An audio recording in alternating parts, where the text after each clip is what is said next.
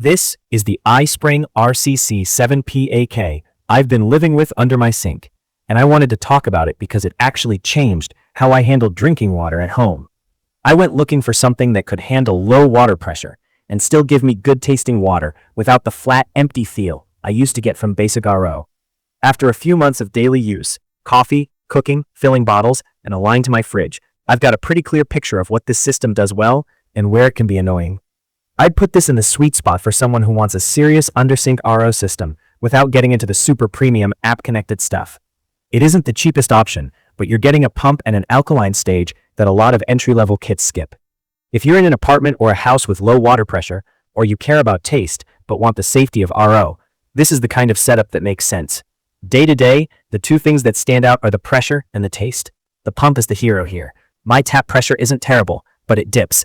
And with my old pumpless 5-stage RO, the faucet would trickle when the tank got low. With this, the stream stays strong enough to fill a pot without wandering off to do something else. I ran a line to my fridge that snakes about a dozen feet, and the ice is clear and the dispenser isn't sluggish. When the doors are closed, I barely hear the pump, just a soft hum while it's filling. Then it shuts off when the tank is topped up. On taste, the remineralization stage matters more than I expected. Plain RO water always felt a little lifeless to me. With the iSpring, the water has a clean, crisp taste with a little body to it. It took a couple tanks to flush out the new filter taste, totally normal for carbon filters. But after that, it's been consistently good. Coffee tastes brighter, and my tea doesn't have that chlorine shadow anymore. It's also been kinder to my kettle. I still get minor buildup over time, since the system adds a bit of calcium and magnesium back, but it's nothing like the crust I used to scrub off with straight tap water. Installing it was doable but not painless. If you're not handy, plan a slow Saturday and expect some crouching, twisting, and a few why won't this thread catch moments. The tubing is color-coded and the push-to-connect fittings are solid once the tube is fully seated past the O-ring. I had a small leak on my first try because I didn't push the tube in far enough. Classic rookie mistake. A little food-grade silicone on the O-rings during filter changes helps, and keeping a towel and a shallow tray under the housings while you work is a good idea. You will need a power outlet under the sink for the pump. I had one for my disposal, so it was easy for me. If you don't, that's a wrinkle you'll need to plan for.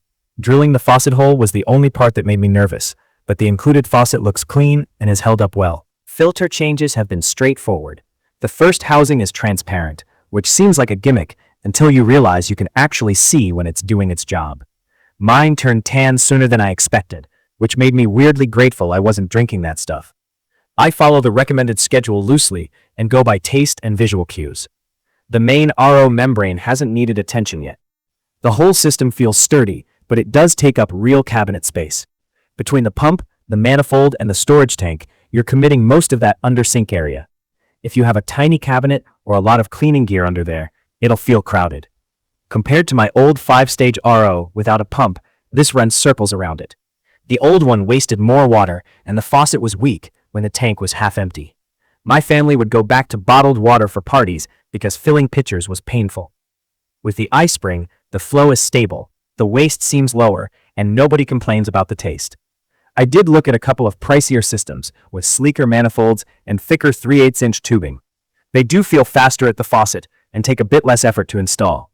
For me, the cost jump didn't make sense because I mainly wanted reliable pressure and better taste. This checks those boxes without me paying for bells and whistles I won't use. A few little quirks show up over time. RO always makes some wastewater, so if that's a deal breaker where you live, you won't love any RO setup.